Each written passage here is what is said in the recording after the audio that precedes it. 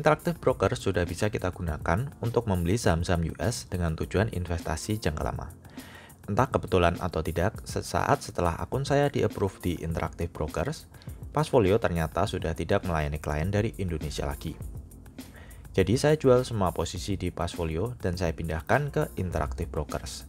Saya juga menjual hampir semua posisi di eToro untuk tujuan yang sama. Untungnya saat ini kurs dolar sedang tinggi, jadi kita sedikit mendapatkan keuntungan dari selisih kurs. Sebelumnya saya tidak menggunakan Interactive Brokers karena mereka mengenakan biaya bulanan jika volume trading dan komisi belum memenuhi batas minimal. Dulu investor akan dikenakan $20 untuk akun di bawah $2.000 dan $10 untuk akun di atas $2.000. Jadi sangat tidak sesuai bagi investor yang ingin buy and hold jangka lama. Sekarang Interactive Brokers sudah menghilangkan biaya tersebut. Jadi kini kita bisa menggunakan broker ini untuk tujuan investasi jangka lama tanpa perlu khawatir akan biaya maintenance ataupun inactivity fee. Buat teman-teman yang masih bertanya-tanya kenapa investasi di broker Amerika terasa sangat sulit, seperti di eToro dan Passfolio yang kini sudah tidak menerima klien dari Indonesia lagi, sebenarnya sudah lama, di mana bukan hanya di broker saham saja, bahkan di broker-broker forex juga sama. Hal ini dimulai sudah sejak peristiwa 9/11, di mana sejak saat itu pemerintah Amerika memperketat aliran dana yang masuk ke negara mereka dengan tujuan mencegah pendanaan terorisme. Interactive Broker sendiri sudah menerima klien Indonesia setidaknya sejak 2008, di mana saat saya pertama kali mengenal bursa US. Sejak 2000-an hingga sekarang, broker ini juga merupakan yang paling populer bagi para options trader dari Indonesia. Saya sendiri menggunakan broker Charles Schwab hingga sekarang, tapi sayangnya sekarang mereka kelihatannya sudah tidak menerima klien Indonesia lagi.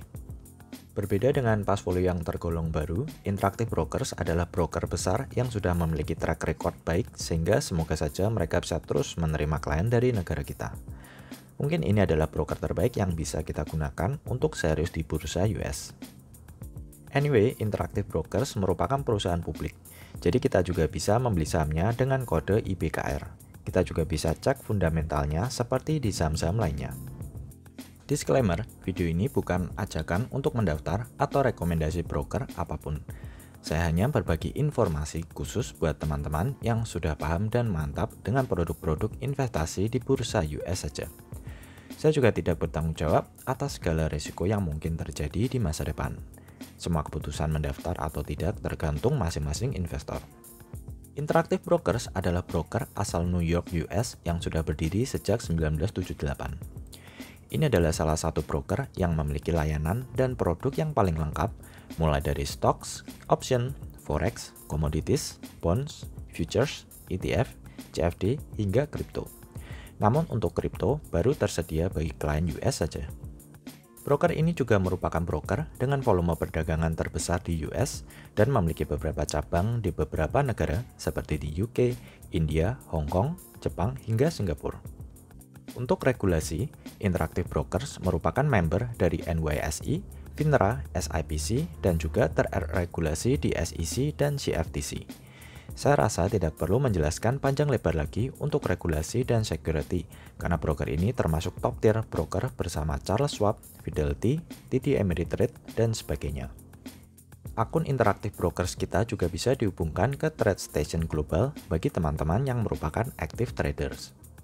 IBKR memiliki produk yang paling lengkap dengan pilihan exchange global dari US, Kanada, Eropa, India, Jepang, Hong Kong, hingga Singapura. IBKR bahkan juga menawarkan obligasi global, termasuk dari Indonesia, seperti obligasi dari pemerintah Republik Indonesia, perusahaan seperti Adaro, PLN, hingga Pertamina.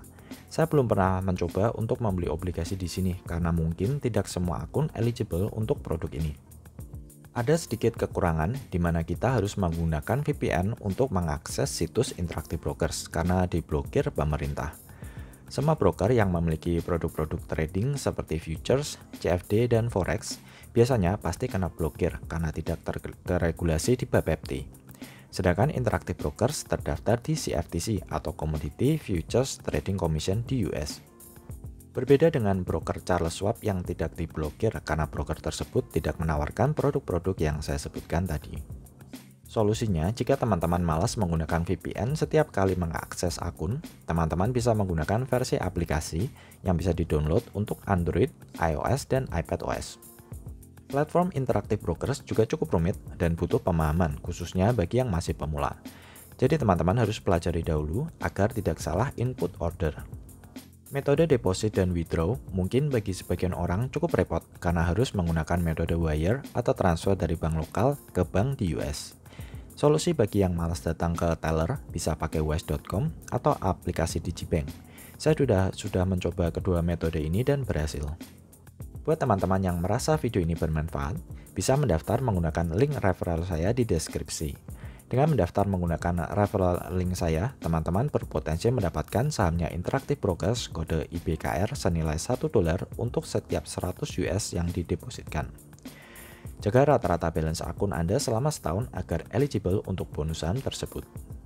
Saya sendiri akan mendapatkan $200 bagi setiap klien yang menggunakan referral saya dan memiliki balance rata-rata minimal $10.000 setidaknya dalam setahun.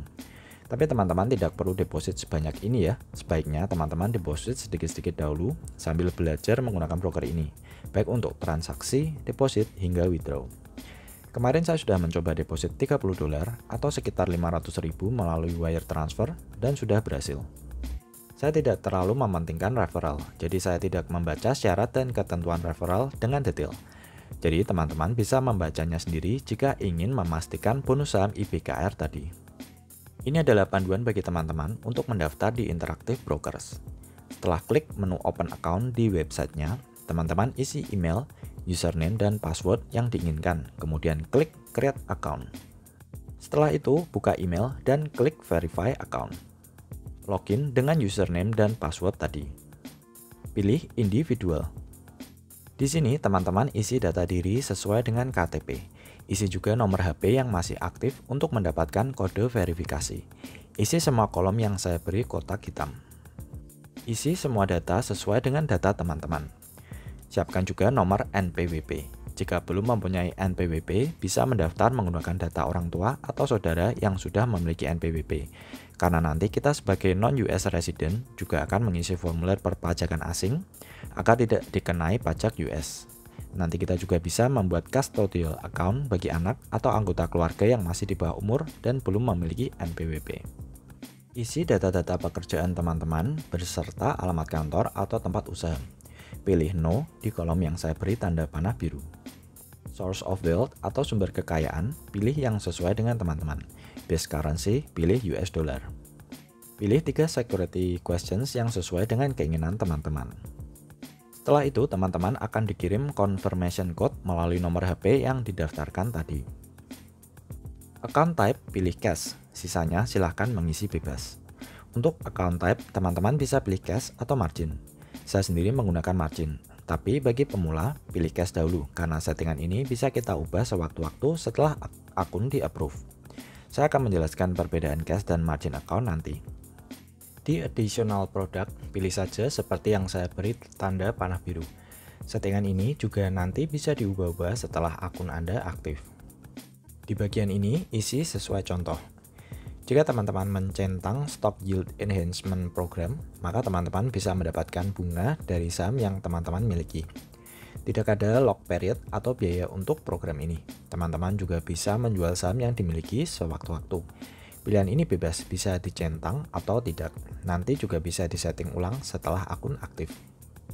Di bagian Tax Treaty Benefit, pertama di bagian Beneficiary Owner, ketik nama teman-teman.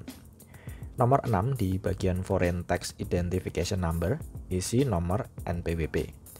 Ini pentingnya NPWP, di mana pihak Interactive Brokers akan mengetahui bahwa kita tidak akan dikenai tarif pajak di US dan kita membayar pajaknya ke Indonesia, sesuai dengan peraturan yang berlaku.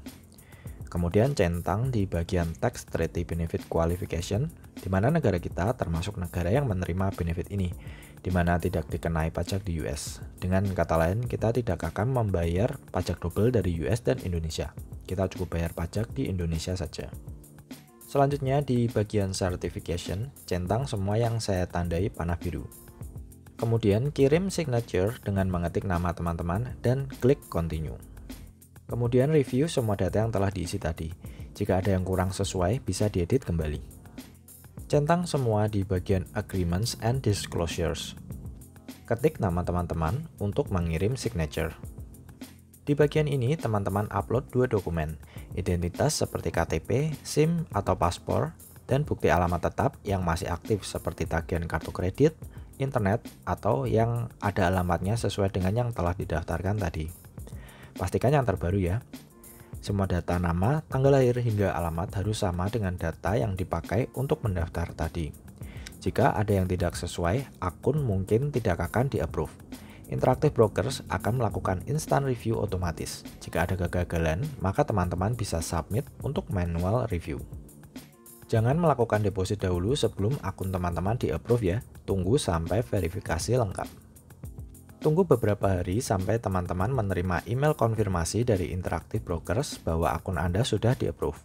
Jika sudah menerima email seperti ini, teman-teman bisa melakukan deposit.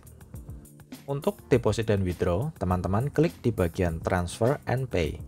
Di sini karena saya sudah mencoba 2 metode wire transfer menggunakan aplikasi Digibank dan wire transfer menggunakan Wise, maka akan tersimpan secara otomatis untuk memudahkan deposit selanjutnya. Selanjutnya, teman-teman pilih Bank Wire, klik Get Instruction. Tidak ada biaya deposit dari Interactive Brokers, fee hanya dari bank teman-teman. Selanjutnya, isi nama bank yang digunakan untuk deposit dan nama di rekening bank teman-teman. Masukkan deposit amount atau jumlah yang ingin ditransfer dalam US dollar. Kemudian klik Get Wire Instructions untuk mendapatkan nomor rekening dari Interactive Brokers. Di sini teman-teman akan mentransfer ke Citibank berikut dengan routing number dan Swift code. Nama penerima adalah Interactive Brokers LLC. Bank account number atau nomor rekening tujuan berupa virtual account number yang berisi gabungan 8 digit rekening Citibank dan nomor akun kita di Interactive Brokers. Lewat Digibank saya masukkan semua virtual number tersebut, tapi lewat Wise saya harus memisahkan antara nomor rekening Citibank dan account number saya. Nomor rekening Citibank sebanyak 8 digit saya input di rekening tujuan dan nomor akun saya tuliskan di memo transfer. Bagian paling bawah adalah payment reference atau memo yang teman-teman isikan di memo transfer. Gunakan akun dengan nama yang sama dengan nama yang dipakai untuk mendaftar ya, untuk menghindari hal-hal yang tidak diinginkan, karena biasanya untuk withdraw, nama bank tujuan harus sama dengan nama di akun Interactive Brokers. Berikutnya, setelah akun teman-teman di-approve, kita tinggal melakukan sedikit setting. Untuk membuka setting, klik ke bagian kanan atas di nomor 1 dan klik setting. Kemudian di nomor 2, bagian dividend election. Jika teman-teman ingin reinvest dividen atau DRIP, maka klik di menu ini. Jika teman-teman ingin membuat akun tambahan, klik di nomor 3, open an additional account. Teman-teman bisa membuat custodial account dan jenis-jenis account lainnya di menu ini. Nomor 4 di bagian Stock Yield Enhancement Program adalah menu untuk mengaktifkan atau menonaktifkan program ini. Di bawah Stock Yield Enhancement Program ada menu Trading Permission di mana kita bisa menambah produk-produk lain jika diperlukan. Tapi tidak semua produk bisa eligible untuk kita. Teman-teman bisa mengganti antara margin account dan cash account di menu nomor 5. Dengan menggunakan margin account, maka kita tidak perlu menunggu settlement date di mana dana hasil penjualan saham baru bisa digunakan kembali setelah 2 hari. Jika balance kita di atas $25.000, dengan margin account kita bebas melakukan day trade atau membeli dan menjual saham yang sama dalam 1 hari perdagangan. Hati-hati jika balance margin account turun di bawah $25.000. Jangan melakukan day trade lebih dari 3 kali dalam seminggu. Jika melanggar, maka akun teman-teman bisa disuspend untuk jual beli saham. Teman-teman harus top up agar balance kembali ke atas $25.000 agar bisa membeli saham kembali. Ini adalah aturan yang berlaku bagi semua broker di US, jadi harap diperhatikan. Kalau teman-teman belum familiar dengan margin account, sebaiknya gunakan cash account dahulu.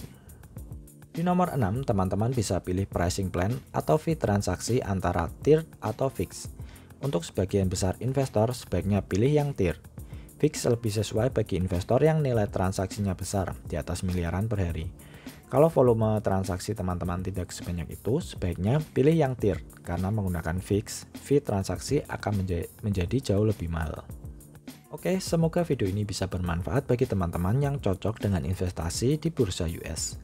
Sekali lagi, saya tidak merekomendasikan broker apapun di video ini. Saya hanya membantu memberikan informasi khusus bagi teman-teman yang tertarik untuk berinvestasi di saham-saham US saja.